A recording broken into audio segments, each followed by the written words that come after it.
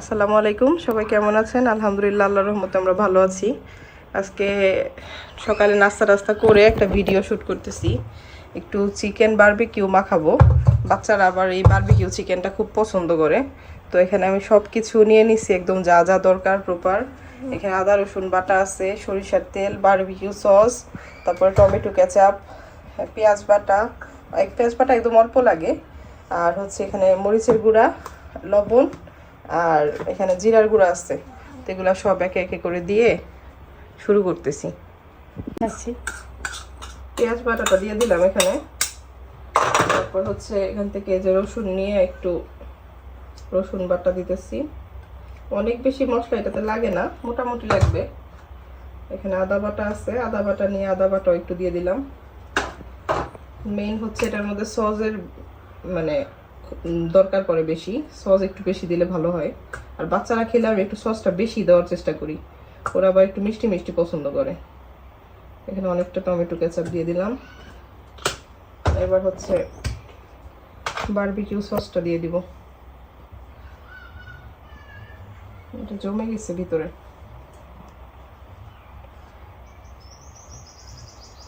Barbecue sauce দিয়ে দিলাম। এবার হচ্ছে লবণ,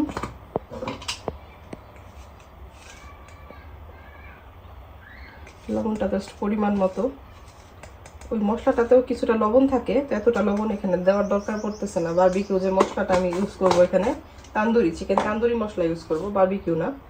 তো ওখানে আবার লবণের পরিমাণ দেয়া থাকে কিছুটা। জিরার গুঁড়া দিলাম এক চামচ, এতটুকুই এনাফ।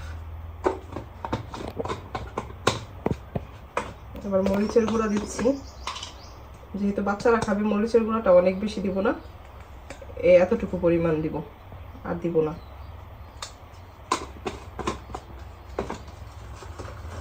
দেন এখানে মুরগির মশলা যেটা পাওয়া যায় প্যাকেট, যেটা হচ্ছে মুরগির মাংসের মশলা, আমি এই মশলাটা ইউজ করি এই চিকেন মানে তান্দুরি চিকেনটাতে। এটাকে বারবিকিউ বলা যায়, তান্দুরি চিকেন বলা যায়, কিন্তু আমি এটাতে তান্দুরি মশলাটা ইউজ করব, বারবিকিউ মশলাটা ইউজ করব না।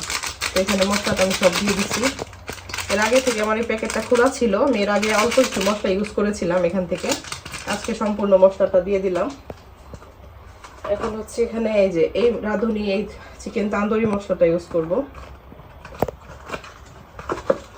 এই মশলাটাও আমার আগে অল্প একটু ইউজ করা ছিল অলরেডি, তো এখান থেকে দিয়ে দিতেছি বেশ কিছুটা মশলা।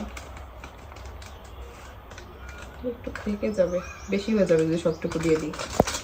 আর একটু রয়ে গেছে, আমি একটা মশলা দিয়ে দুইবার করতে পারি, মানে এক প্যাকেট মশলা মোটামুটি দুইবার করা হয়ে যায়। আর সরিষার তেলটা ইউজ করার চেষ্টা করলে মানে ভালো হয় টেস্ট। সরিষার তেল ইউজ করতেছি এখানে।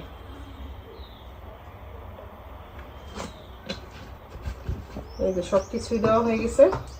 এখন জাস্ট শুধু খালি মুরগিটাকে আমি একটু মেরিনেট করে নিব।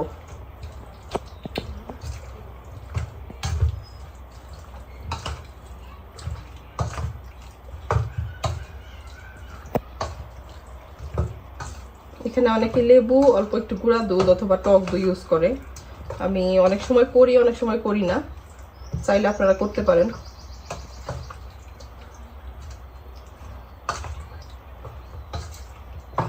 তো এটাকে এখন মোটামুটি আমি 2 ঘন্টার মতো এরকমই রেস্টে রাখবো। তারপর হচ্ছে বাচ্চাদের জন্য এটা আমি ভেজে দিব। এই যে সুন্দরভাবে মেরিনেট করা হয়ে গেছে। এখন এটাকে আমি ঢেকে রেখে দিব। এই যে ঘরে চলে আসলাম এখন। এসে আমেনা ঘরটর একটু টুকটাক গুছগাছ করতেছে। এদিকে বাবুর প্রচণ্ড জ্বর আসছে, ওর জ্বরের জন্য কোনো কিছুই ভালো লাগতেছে না। এমন একটা খারাপ অবস্থা, মাত্র ওষুধ খাওয়ালাম, তারপর হলো বমি করা শুরু করে দিছে। এই হলো, বাচ্চাদের শরীর ভালো না থাকলে আসলে কিছুই ভালো লাগে না। আর এদিকে আয়াসের দুধ শেষ হয়ে গেছে। তো আয়াসে হচ্ছে আমি এই নিডো 3+ এই দুধটা এখন বর্তমানে খাওয়াই। তো আমেনা বলতেছে যে তাহলে দুধ একটা আবার মানে ডিব্বায় ঢালি। তো ওরে আমি সবচেয়ে বেশি সমস্যা হচ্ছে যে ওকে আমি কিছু খাওয়াতে পারতেছি না, খালি পেটে বমি করতেছে, খুবই খারাপ অবস্থা। এদিকে ঘরটর একটু গুছগাছ করে নিলাম আমরা। বাবুদের এই যে স্কুল ব্যাগ, ওরা মানে লেখাপড়া তো একটু একটু করে, কিন্তু এখন বর্তমানে শরীর খারাপের জন্য পড়াশোনাও করতে পারতেছে না, একটু লেখাইতে পারতেছি না, কিছু করতে পারতেছি না, শরীর খুবই খারাপ। এই হলো অবস্থা আমাদের। আব্বু, তোমার কি এখন শরীর বেশি খারাপ লাগে? আমি এই যে ও বমি করতে পারে যে কোনো সময়, এই জন্য একটা বোল এনে রাখছি, যেন হঠাৎ করে বমি টমি যদি করে দেয় তাহলে করতে পারি।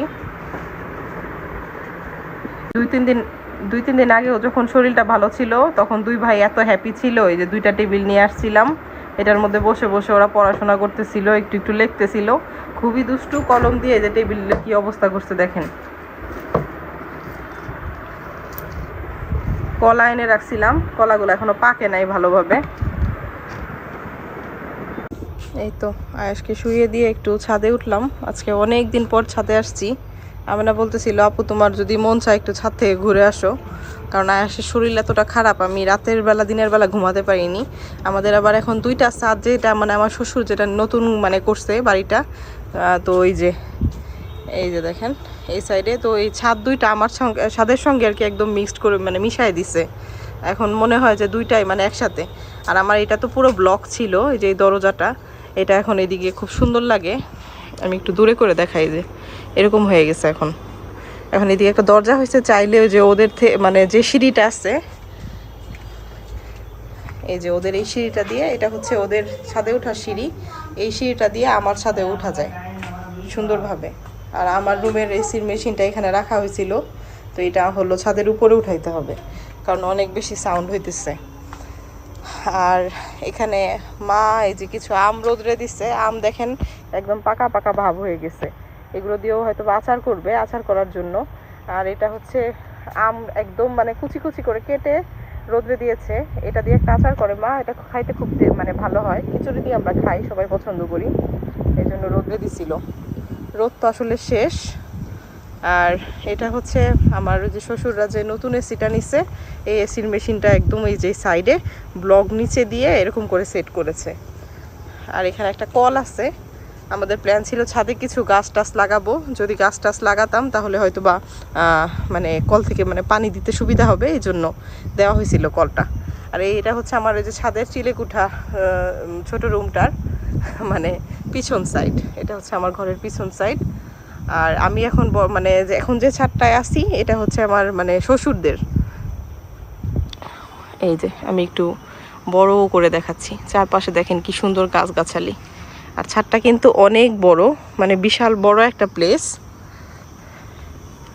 আমি একদিন খুব সুন্দর করে চেষ্টা করব একটা হোম ট্যুর দেওয়ার, যেন সবাই বুঝতে পারেন মানে নতুন ঘর আমরা কিভাবে কি করলাম। এখনো অনেক কিছুই আসলে ডেকোরেশন করা হয় নাই, মোটামুটি আস্তে আস্তে করে করা হবে। আর এখানে হলো এই যে ওদের এই যে গ্রিন কালারের টাঙ্কিটা হচ্ছে ওদের ঘরের, ওদের নতুন ঘরের, আর কালোটা আমার।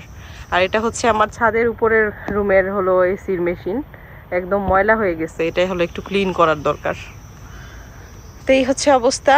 তো আমি এখন এদিক দিয়ে আস্তে আস্তে করে এখন আমার রুমে মানে আমার ছাদে চলে যাব। এখন যাওয়া আসা একদম সহজ, এই যে চলে আসলাম এখন আমার ছাদে। গাছের মধ্যে অনেক আম ছিল, এখন আম কমে গেছে। এই যে গাছটা দেখা যাচ্ছে, এই যে আমার ছাদের উপরে একদম, এই গাছটার আম হচ্ছে এত মিষ্টি, মানে আপেল টাইপের, আপেল যেরকম মিষ্টি হয় এরকম। আমি অনেক আম খাইছি কাঁচা আম, কিন্তু এই ধরনের আম খাই নাই। এই যে আমি দেখি একটু দেখা যায় কিনা, এই যে দেখেন আমটা, এই আমগুলো, এটা একদম টোটাল মিষ্টি, মানে না খেলে কেউ বিশ্বাস করবে না যে আম মানে এরকম মিষ্টি হতেও পারে। তো আমি এখন একটু আমার রুমে যাব। এই যে আমার এখানে রুমে ঢোকার সময় যে টাইলসটা, এই টাইলসটা আবার ভেঙে গেছে, এই টাইলসটা একটু মানে লাগাতে হবে, আর লাগাবো করে আর লাগানো হয় না, আর মিস্ত্রিও আসে নাই, যে কারণে আর লাগাতে পারিনি। ঢুকে গেলাম রুমে। আজকে বোধহয় আমেনা এসে একটু মোটামুটি ক্লিন করে দিয়ে গেছে, অনেক দিন ধরেই আমি উপরের রুমে আসি না। আর আয়ানায়াস হচ্ছে এই যে আমার এই উপরের এই এসির রিমোটটা নষ্ট করে ফেলছে। তো আমি যাব করে যে বাজারে মার্কেটে গিয়ে আরেকটা এসির রিমোট নিব, কিন্তু আর যাওয়া হয়ে ওঠে নাই। তো এই হলো পরিস্থিতি। এই যে আমার ছাদের ছোট্ট চিলেকুঠার রুমটা আপনাদেরকে একদম এক নজরে দেখাচ্ছি। এর আগেও অনেকেই দেখছেন হয়তোবা, আবার নতুন করে একটু দেখালাম। আমাদের বিয়ের একটা ছবি, অনেকক্ষণ ঘোরাঘুরি করলাম, এখন ঘোরাঘুরি করে এখন আস্তে আস্তে করে এখন আবার একটু নিচের দিকে চলে যাব, কারণ যেহেতু বাবুকে রেখে আসছি। লাইটটা অফ করে দেই। আসলাম কিচেনে। এই যে আমাদের সুন্দর তান্দুরি চিকেন বারবিকিউ হইতেছে, চুলা দিয়ে দিচ্ছি। আর এখানে এই যে চিকেনের মশলা আছে, এটা আলাদা ভুনা করে নিব। আর হচ্ছে এখানে একটু চায়ের পানি দিয়ে দিছি, রং চা খাবো আমরা, আদা দিয়ে রং চা। আর হচ্ছে এখানে বাচ্চাদের জন্য হচ্ছে এদিকে একটু রুটি 2টা ফ্রাই করে নিচ্ছি। এখন ওদেরকে আর কি ওদের জন্যই মেইন করা, আমরাও যদি খাই তো খেলাম। তো এই তো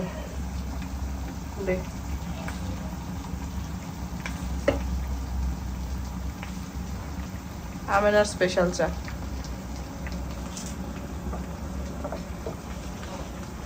পায়েস তো জ্বরের জন্য কিছুই খেতে পারতেছে না, ও বলতেছে যে পায়েস খাবে। এই জন্য হলো আমি দুধ বসাই দিছি পায়েসের জন্য এখানে। এদিকে ওর এই বারবিকিউগুলো হয়ে গেছে, এই যে এখানে নামাই নিছি সবগুলা। কয়েকটা রুটি ভেজে নিচ্ছি, আর এই যে আমাদের চা রেডি। তো আজকে ভিডিওটি এ পর্যন্তই শেষ করতেছি। ভালো লাগলে একটা লাইক দিবেন, আর যারা আমাদের চ্যানেলটিকে সাবস্ক্রাইব করেন নাই তারা করে দিবেন। তো আজকের জন্য আল্লাহ হাফেজ। আল্লাহ হাফেজ।